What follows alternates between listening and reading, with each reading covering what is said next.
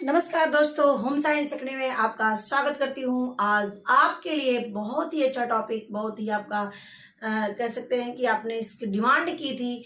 ये आपका topic BMI क्या होता है, बीएमआई कैसे जानेंगे, बीएमआई कैसे उसकी कैलकुलेट कैसे करते हैं और हमारा लेवल किस में आता है, बीएमआई में मोटे हैं कि पतले हैं कि नॉर्मल है, इन सब चीज़ों को हम जानकारी इसी एक वीडियो में हम दे सकते हैं आपको। तो पूरा वीडियो में आप बने रहना पड़ेगा आपको सारी जानकारी लेने के लिए, और एक एक स्टेप में आपको बताते जाऊंगी और आप सारी चीज़ों का अध्ययन करते जाएंगे और फिर इससे संबंधित एग्जाम में क्वेश्चन कोई भी आपको आएगा फिर वो आपका गलत नहीं होगा। तो फिर से चलिए, आइए हम अपने टॉपिक पर चलते हैं।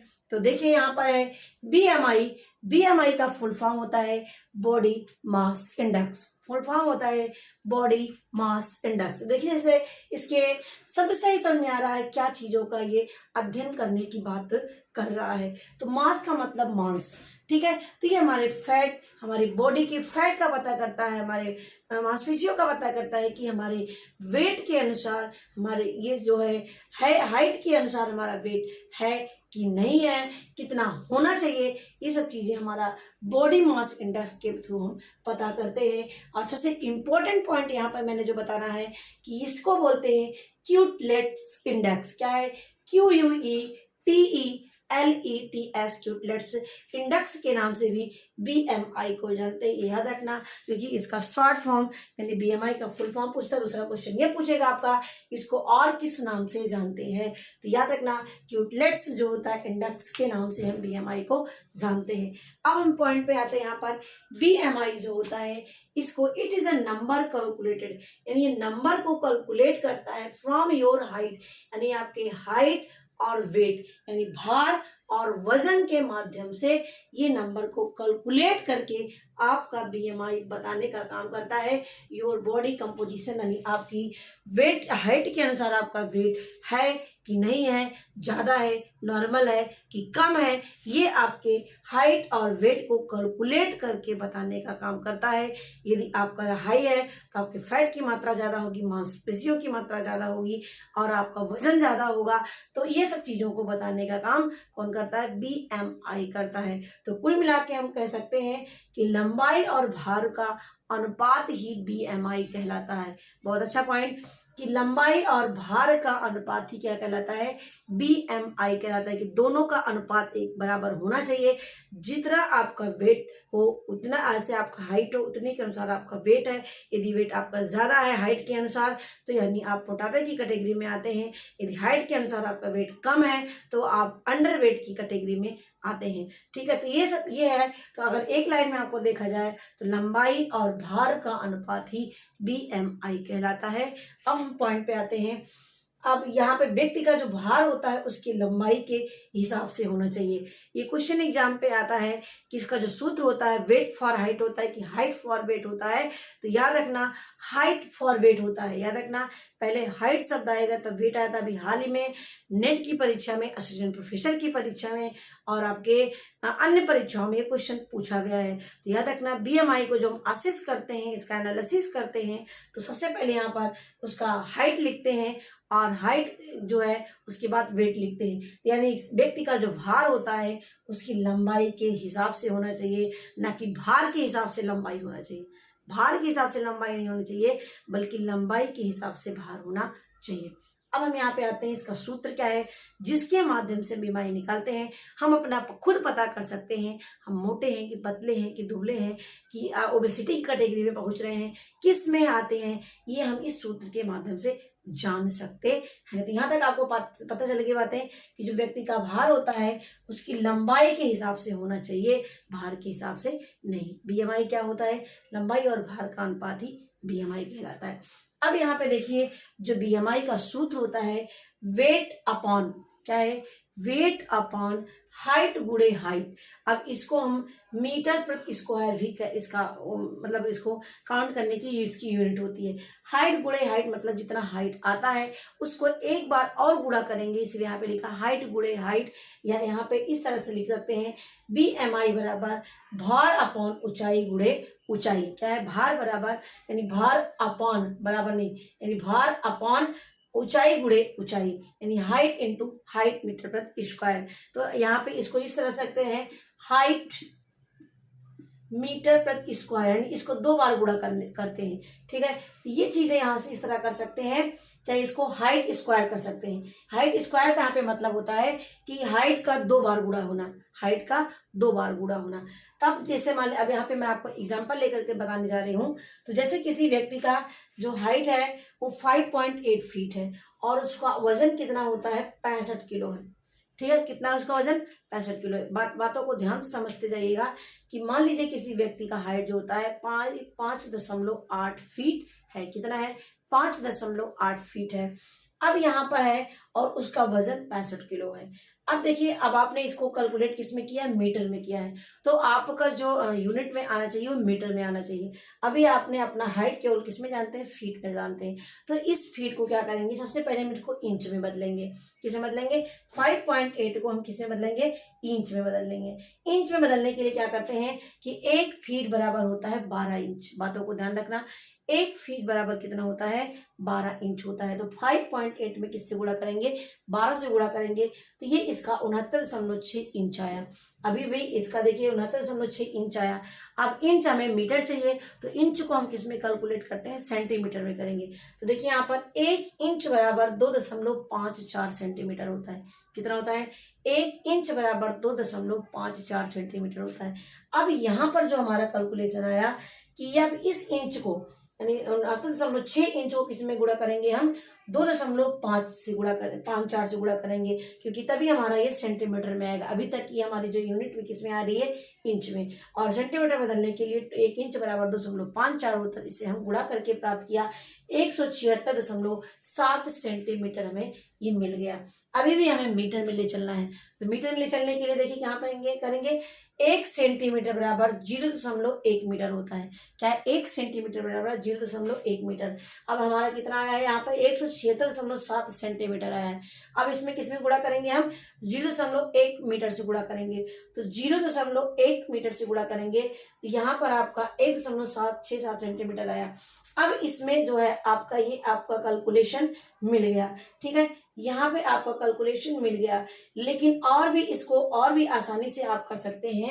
जैसे यहाँ पर इतना करने के अलावा आप एक फॉर्मूला याद रखना कि 1 फीट बराबर है, क्योंकि आपकी जो यूनिट आती है फीट में आ रही है, किस में आ रही है, फीट में आ रही है। तो 1 फीट बराबर होता है 0.3 मीटर। 1 फीट बराबर होता है 0.3 मीटर होता है। अब हमारा 5.8 आया, 5.8 को 0.3 मीटर से क्या कर देंगे, गुणा कर देंगे। ये डायरेक्ट आपको आंसर दे देगा कि 5.8 को हम किससे गुणा करें, 0.3 से। क्यों करें, क्योंकि 1 फीट बराबर होता है 0.3 मीटर। क्या होता है, 0.3 मीटर होता है। इसीलिए 5.8 को हम 0.3 मीटर से क्या कर देंगे, हम गुणा कर देंगे। तो गुणा करने पे मिलता है 1.74 मीटर मिला। ठीक है, अब हमें हमारे यूनिट में आंसर मिल गया है। अब यहाँ पर इस 4 को हटा भी सकते हैं अगर आपको शॉर्ट में फार्मूला निकालना है, मतलब इस यूनिट में 7.7 से ही आपको एग्जैक्ट आंसर मिल जाएगा कि हम किस कैटेगरी में आते हैं। तो देखिए मैंने यहाँ पर लिखा है BMI बराबर होता है 65। अब यहाँ देखिए, अब इसी फार्मूले को रखेंगे कि weight upon height into height. तो यहाँ पर वेट कितना है, 65 kg है। कितना है, 65 kg है। कितना निकल के आया था हमारा मीटर, 1.7 मीटर आया। तो 1.7 गुणे 1.7, ठीक है, 1.7 गुणे 1.7 तो कितना आया, ये इसको हम गुणा करने पे हमारे मिला 2.9 मीटर मिला। कितना मिला, 2.9 मीटर आया।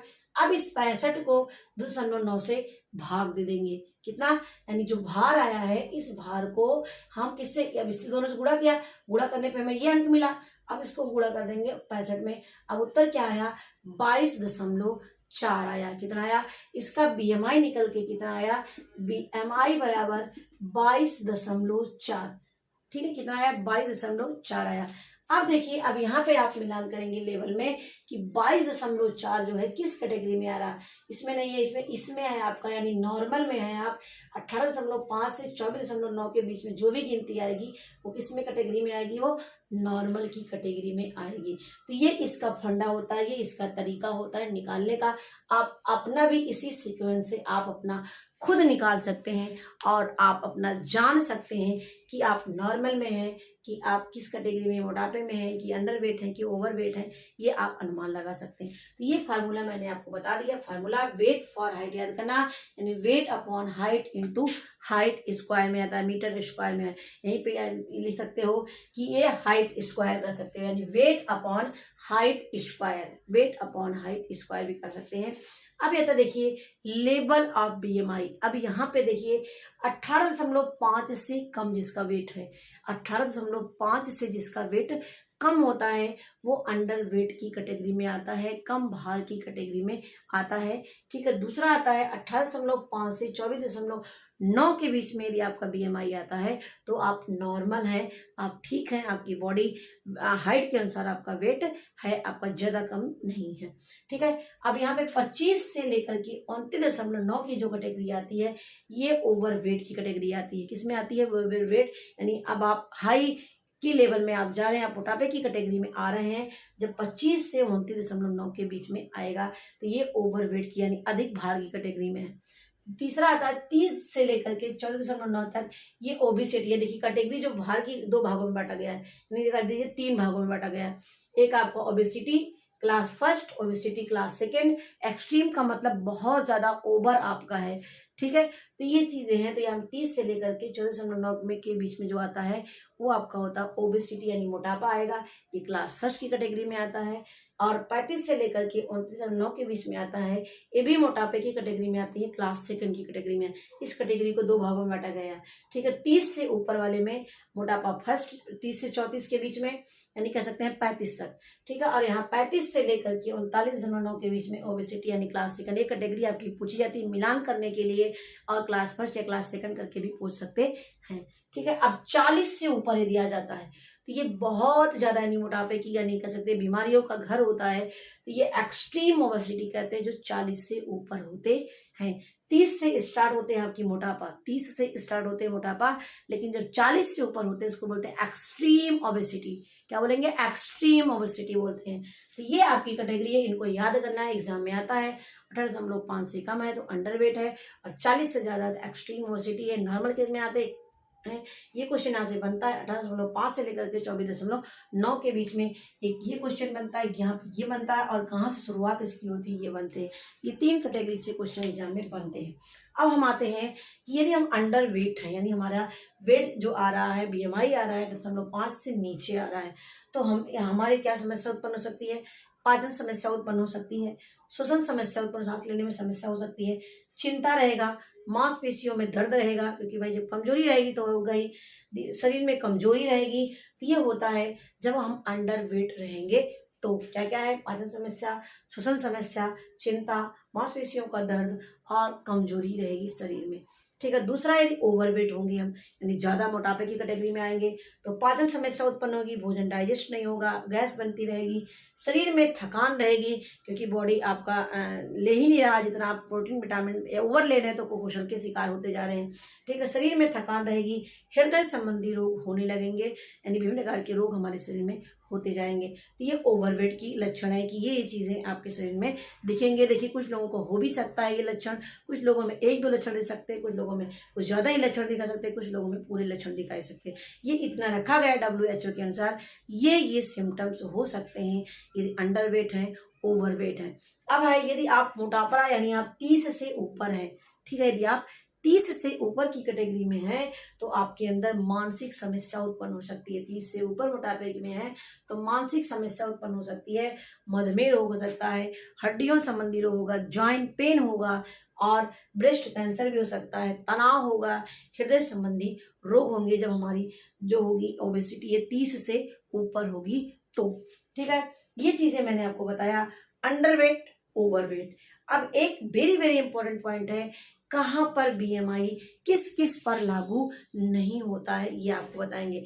तो किस किस पे लागू नहीं होता है, जो मस्कुलर बिल्डर होते हैं, जो अपनी मांसपेशियों को बनाते हैं, उनको जो है उन पर ये लागू नहीं होता है, उन पे ये फार्मूला लागू नहीं होगा, क्योंकि वो अपनी प्रैक्टिस से, अपनी चीज़ों से, अपने अभ्यास से उसको अपने एज के में उसकी अपनी मसल्स को बनाया हुआ है। तो उनकी मसल्स उनकी एज के अनुसार, उनकी हाइट के अनुसार वो ज़्यादा दिखाएगा। इसीलिए जो इसका जो फार्मूले से जो आएगा रिजल्ट वो वैलिड नहीं आएगा। तो एथलीट होते हैं और मसल्स जो बिल्डर होते हैं उनको नहीं किया जाता है, बीएमआई उस पर लागू नहीं होता है। प्रेग्नेंट लेडी का भी वजन बढ़ता जाता है और इसीलिए उनका भी बीएमआई उन पर लागू नहीं होता है। जो छोटे बच्चे होते हैं उन पर भी बीएमआई लागू नहीं होता। कुछ बच्चे छोटे मोटे होते हैं, कुछ बच्चे की हाइट कम होती है, जैसे इसका ये वेरिएशन वहाँ पे दिखाई पड़ता है, इसलिए उनको भी यहाँ पर लागू नहीं होता है। और वृद्धावस्था होते हैं, जो एल्डर लोग होते हैं, उन पर भी बीएमआई लागू नहीं होता है, क्योंकि वहाँ पर उनकी मांसपेशियाँ कम होती जाती हैं और किसी का बैलेंस रहता है। तो कहने का मतलब है प्रेग्नेंट लेडी हो, ओल्ड एज हो, यंग चाइल्ड हो और बॉडी बिल्डर हो, एथलीट हो, इन पर हम बीएमआई लागू नहीं करते हैं। इस फार्मूलों पर ये वैलिड उनके लिए नहीं होता है। तो आशा करती हूँ आपको ये टॉपिक मैंने बताया होगा तो आपको जरूर जरूर समझ में आया होगा। तो यदि आया होगा हमें कमेंट में जरूर बताइएगा आपको हमारी वीडियो कैसी लगी। और यदि अब ऐसी ही आपको तैयारी करना है, घर बैठे आपको क्वालिटी एजुकेशन लेना है, होम साइंस से संबंधित, अदर भी टॉपिक से संबंधित, तो यहाँ से आपको जरूर मिलेगा और भी घर बैठे फ्री ऑफ कास्ट अपनी तैयारी कर सकते हैं। तो बस यहाँ पर आपको केवल जुड़ना है और जुड़ करके अपनी तैयारी करना है। इनको जो क्वेश्चन एग्जाम में आते हैं, सबसे पहले आपका क्वेश्चन यहाँ पे आता है बीएमआई का फुल फॉर्म। दूसरा क्वेश्चन आएगा कि किस नाम से इसको जानते हैं। तीसरा क्वेश्चन इसका फार्मूला क्या है। चौथा क्वेश्चन इसकी जो वेराइटी है, यानी अंडरवेट की कितनी है, नॉर्मल की कितनी है और ओवरवेट की कितनी है, और किस किस पर लागू नहीं होते हैं, मस्कुलर बिल्डर पे, प्रेग्नेंट पर और यंग एल्डर पर ये सब लागू नहीं होते। यहाँ से 4-5 क्वेश्चन एग्जाम बनते हैं। इसको आपने टॉपिक पढ़ लिया, फिर यहाँ से आपके क्वेश्चन गलत नहीं होंगे और आप आसानी से एग्जाम में क्वेश्चन को हल करके आएंगे और जरूर अपनी एक सीट रिजर्व करेंगे। यदि हमारी पहली वीडियो आप देख रहे हो तो इस चैनल को जरूर सब्सक्राइब कर लीजिए। इस चैनल से आपको निश्चित ही मदद मिलेगी और आप जीवन में जरूर सफल होंगे। नमस्कार, वीडियो देखने के लिए एक बार फिर से धन्यवाद।